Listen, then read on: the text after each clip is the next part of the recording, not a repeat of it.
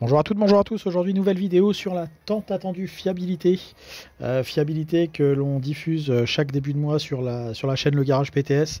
C'est toujours intéressant d'avoir des retours d'expérience. Alors moi, je fais partager la mienne avec les milliers de véhicules ou les centaines que je vois chaque année et ce depuis de nombreuses années, plus les avis des possesseurs de ces mêmes véhicules qui peuvent aider donc les futurs acheteurs sur la quête de leur nouveau véhicule.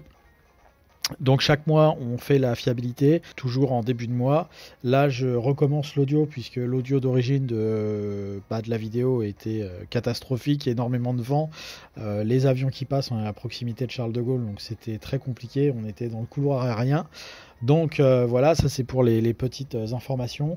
On va commencer, donc vous l'aurez peut-être reconnu sur cette fiabilité, qui est la Renault Captur avec le magnifique moteur 1,2 litre TCE 120 chevaux, accompagné de la boîte EDC6. La seule boîte de vitesse disponible sur le 120 chevaux essence, c'est la EDC. Donc là, on va enfin regarder ce véhicule, le tant attendu 1,2 litre TCE, le magnifique.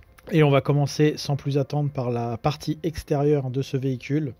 Donc là on est sur une finition intense, donc c'est la finition quasiment la plus haute disponible. Là on est sur un kilométrage relativement faible, hein, on est sur du 46 000 km.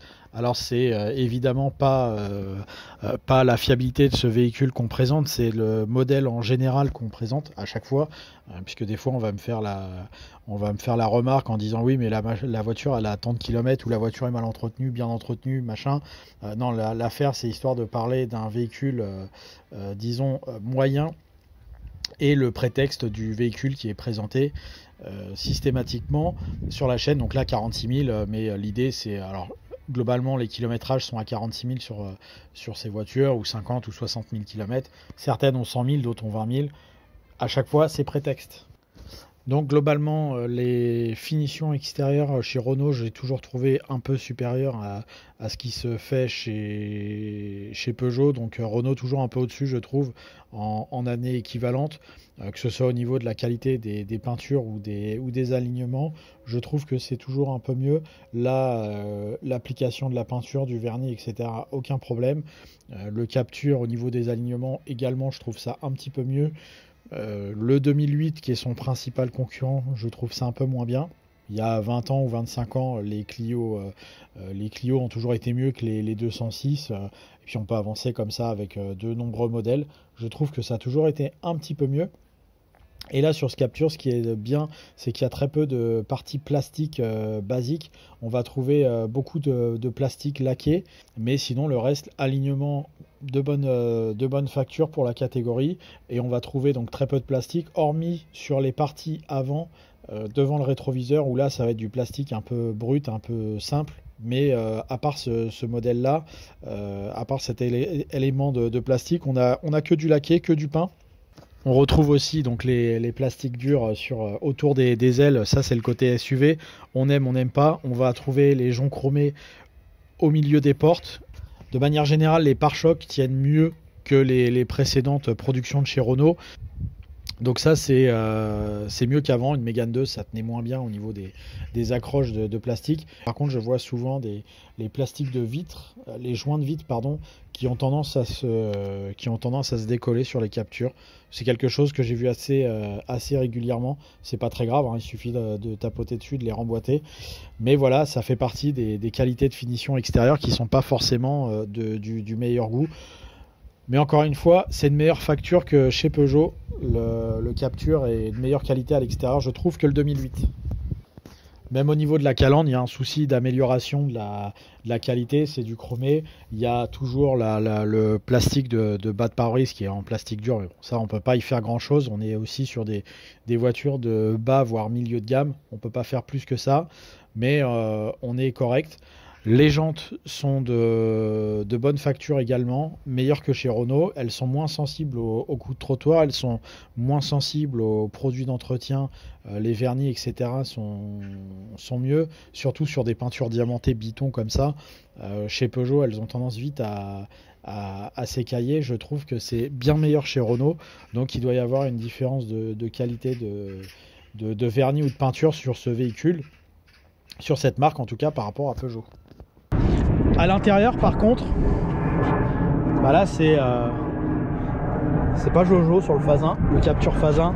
On peut voir une grande partie plastique sur le panneau de porte, un tout petit morceau de tissu ici, alors en principe qui ne bouge pas, mais l'entièreté de la planche de bord est en plastique bas de gamme. Ça c'est plutôt dommage. Il y a beaucoup de choses qui sont assez basiques, voire très basiques. Alors Renault a toujours été un peu dans l'essence de l'innovation, hein. Là on peut voir les boîtes à gants comme ça qui s'ouvrent comme ça. Habituellement c'est une porte qui s'ouvre vers le bas. Alors c'est des petits détails comme ça. Les aérateurs ronds, ils ont été dans les premiers à les faire. Bon, ça fait longtemps que ça existe maintenant, mais toujours les petites solutions d'innovation faites par Renault. Mais en contrepartie on a une qualité de plastique qui est un peu plus médiocre. On peut voir tout sonne creux. Alors il n'y a pas de vibration étonnamment. Jusqu'à maintenant, je vois pas de décoloration particulière sur les véhicules à l'intérieur, sur les différents plastiques. Mais c'est vrai que la qualité de finition laisse à désirer. De manière générale, les plastiques sonnent creux quand on les touche. La fabrication a l'air plutôt bonne puisqu'il y a très peu de vibrations. Hormis sur la plage arrière, il y a une récurrence sur les plages arrière, les vibrations sont assez dérangeantes. Mais en tout cas, la qualité des plastiques, elle est vraiment faible et c'est pas du tout valorisant. Quand vous avez une version à finition supérieure, vous avez le même niveau de plastique qui serait digne d'un Kangoo. Et ça c'est plutôt dommage. Et on a le même souci sur la Renault Clio, puisque la majeure partie de la planche de bord est reprise de cette voiture. Plutôt dérangeant, c'est plutôt un mauvais point. Et en tout cas de ce côté là, je trouve que Peugeot fait mieux. Au niveau du volant, la qualité du cuir elle est meilleure qu'avant. On n'a plus les soucis comme sur les Clio 3 où on avait le volant qui pelait. Et je pense que c'est un peu mieux que chez Peugeot de ce côté-là, c'est mieux maîtrisé. Donc bon point également pour cette marque de ce côté-là. Mais l'ensemble du tableau de bord, voilà, c'est de moins bonne facture que chez Peugeot. On peut voir également ici aussi voilà, les ajustements de plastique. Ça fait assez bas de gamme, hein. Concrètement c'est assez dommage. Au niveau des selleries sur les captures, on peut voir qu'il y a une fermeture éclair. A priori on peut déhousser les sièges. D'ailleurs même le siège passager, on a une fermeture éclair. A priori si on est courageux, on peut déhousser le siège pour le laver. Je pense qu'ils ont pris note du fait que c'était relativement fragile. Alors pas spécialement dans les matières, puisque les matières ont l'air, le tissu a l'air plutôt costaud. Ça fait un peu tissu, je sais pas, quand je touche comme ça, j'ai une image de penser randonnée, sport, machin. Mais par contre, je trouve que ça se tâche et ça se salit très très facilement. Ça marque très vite et j'en vois souvent détacher et j'ai l'impression que je vois plus de Renault, alors les Clio 4 etc, parce que tout ça c'est un peu les mêmes matières. J'ai l'impression que ces sièges se salissent plus vite et plus facilement que la concurrence, Peugeot en tête, que c'est leur concurrent numéro 1. Par contre au niveau des assises etc, ça ne bouge pas. Globalement il y a moins de plis comme avant. Ici chez Renault on avait souvent les plis ici qui faisaient que les cuirs craquaient etc. Là il n'y a plus ça a priori sur les captures. Alors peut-être que dans les années futures ça, on le verra et ce sera peut-être plus marqué. Là ici il y a un petit trou parce que je pense que l'ancien propriétaire fumait de cette voiture. Je trouve la fameuse banquette déhoussable. Donc je pense qu'ils ont tout de suite anticipé le fait peut-être qu'il fallait déhousser pour pouvoir laver. J'ai jamais fait, je sais d'ailleurs même pas si ça se déhousse, mais en tout cas dans le style fermeture éclair, on peut voir là il y a les bitoniaux là de chaque côté. Hop, donc on doit pouvoir déhousser, enlever la housse, mais je l'ai jamais fait. Si vous l'avez déjà fait, vous pouvez le mettre en commentaire. Ça servira aux gens et à moi aussi puisque je ne l'ai jamais fait. Donc voilà globalement un bilan un peu terne, un peu triste pour ce capture. En termes de qualité générale, un peu plus modeste que la concurrence. Donc c'est plutôt dommage de ce côté-là. Tant qu'on est sur la partie intérieure, on va pouvoir discuter de la partie électronique. Ce qui est le plus embêtant sur cette voiture, ça va être la partie navigation GPS. Il y a des bugs assez récurrents de ce côté-là, surtout sur les premières séries de captures jusqu'en 2015-2016. Mais après, on n'est pas non plus à l'abri de ça. Différents soucis de fonctionnement au niveau du GPS. Mais il y a beaucoup de concurrents qui ont des problèmes avec ça. L'interface n'est pas hyper fiable, pas hyper précise. Le système de démarrage main libre. Là par contre pas de problème, C'est quelque chose qui est maîtrisé depuis bien longtemps maintenant chez Renault. Système multimédia, on peut voir que c'est fabriqué par LG. Donc le système tactile et tout, en général, marche bien. Mais parfois, il y a des bugs, c'est assez long, soit au démarrage, soit des fois, ça ne s'aligne pas du tout. Des fois, ça se coupe en route. Ça peut arriver. C'est plutôt moyen de ce côté-là. Climatisation pose a priori pas de problème particulier. Tout comme les compteurs, pas de problème de fiabilité de ce côté-là jusqu'à maintenant. Donc c'est un bon point. Aujourd'hui, il y a moins de problèmes de compteurs, mais jusqu'à il y a peu de temps, on pouvait avoir des compteurs qui cassent, qui sautent, les cristaux liquides qui pètent, même sur des marques beaucoup plus réputées. Là, a priori, pas de problème de ce côté-là. La partie électronique est plutôt bien maîtrisée. Je vous dis, hormis au niveau de la tablette, mais ça peut se régler par une reprogrammation ou autre, relativement facilement, je dirais, sans avoir besoin normalement de changer le système chez eux. Pour ce qui est donc de la partie mécanique et consommable de ces voitures-là, alors pour les consommables, tout ce qui est pneus, freins, train avant, on est dans la très bonne moyenne de la catégorie. Rien de très particulier à signaler. En tout cas, on n'a pas de problème comme sur le 2008 d'amortisseur avant, même si vous n'avez pas encore vu la vidéo sur la chaîne au niveau de la fiabilité de cette voiture. Chose que j'ai tournée il y a quelques temps en avant-première. Voilà, vous savez que les amortisseurs avant sur les 2008 c'est très très fragile. Là, pas de souci de ce côté-là sur le Renault Captur, c'est un bon point. Les pneus ont une bonne durée de vie, pas de problème de pot d'échappement, pas de problème de train arrière. Les rotules, etc. C'est un peu mieux que sur les Scénic 2, ça avait tendance à s'user. Là, pas de souci particulier à signaler. Donc on va réaliser quelques économies sur ce poste de budget au niveau du véhicule, puisque voilà, pas ou peu de pièces d'usure à remplacer dans le temps, donc forcément une petite économie. Voilà, à l'image du progrès voulu par Renault sur la qualité de sa voiture, à l'image des 2 V1 qu'on a mis, hein, c'est encore une fois, c'est des petits signes, c'est des petites choses comme ça qui font progresser une auto, mais malheureusement on a des choses qui vont vite lui être reprochées vis-à-vis de la qualité du moteur, puisque là on frôle un certain nombre de problèmes très importants. Vous l'aurez peut-être lu dans la presse, mais ce moteur 1,2 litre TCE 120 chevaux, qui est d'origine Nissan au départ, hein, qui est un moteur type H, à ne pas confondre avec les anciens moteurs type D. Donc ce moteur 1,2 litre TCE qu'on a droit sur ce Renault Captur, le moteur donc collaboration, premier moteur collaboration Renault-Nissan, qui a d'abord vu le jour au milieu des années 2000 sur différentes Nissan avec différentes cylindrées, 1,5 litre, 1,6 litre, 1,2 litre, etc. On l'a vu sur des Micra, sur des Nissan Note, sur je ne sais plus quel modèle comme ça qui me viendra en tête, plus des modèles vendus sur d'autres marchés hors européens, au Brésil, au Japon, etc. Donc c'est un moteur qui est référencé type H, en remplacement des moteurs type D et type K qu'on a pu voir jusqu'au début des années 2010, donc 2011-2012. À ce moment-là, on trouvait entre autres des Clio 3 avec des moteurs D7F qui étaient munis par un 1,2 litre TCE 100 chevaux qui lui était très fiable, un moteur à courroie qu'on a vu évoluer sur de nombreuses années. Et puis également les moteurs type K comme l'un des plus connus avec l'Inletis 16 qu'on a vu sur toutes les versions. Donc ils se sont vus remplacer ces 2 moteurs par un 1,2 litre de nouvelle génération HN qui était donc là pour passer les nouvelles normes de pollution et également éventuellement faire soi-disant gagner quelques euros à ses propriétaires, puisque technologie HN, ça c'est pour les parties les plus basiques de la technique de cette voiture. Au-delà de ça, cet 1,2 litre de TCE de nouvelle génération a un agrément de conduite plutôt intéressant, hein. Vous retrouvez la vidéo, on a fait un test d'un véhicule équivalent.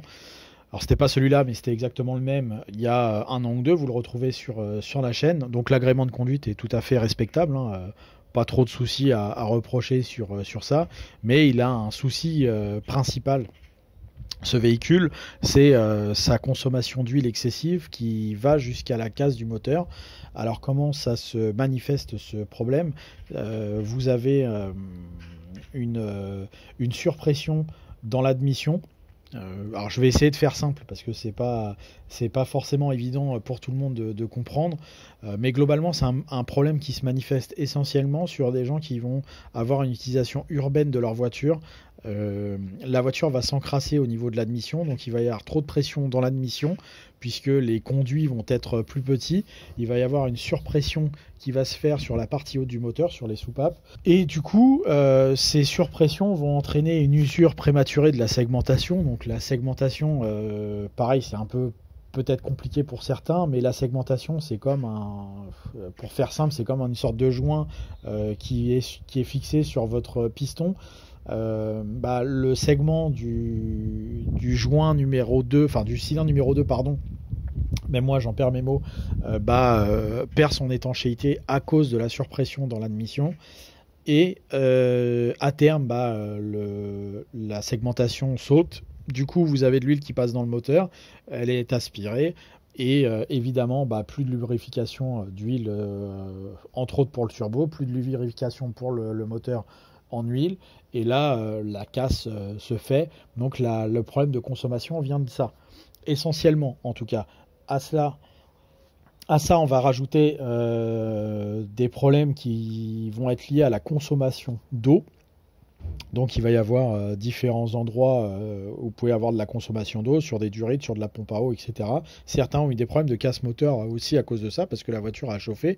Évidemment maintenant sur les nouvelles générations de voitures, en tout cas sur la plupart, et sur cette capture en particulier, on n'a plus de jauge de température d'eau. Et vous pouvez avoir si vous avez plus de liquide de refroidissement, le voyant rouge s'allume au moment où vous êtes déjà